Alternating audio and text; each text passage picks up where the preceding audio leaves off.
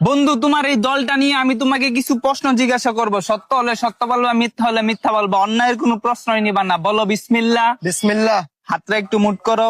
উপরে আছে এক চাঁদ এক সূর্য, আর নিচে আছো তোমরা এই আজব দলের আজব কিছু সাপোর্টার। কথা সত্য না মিথ্যা? সত্য। রাগ করলা?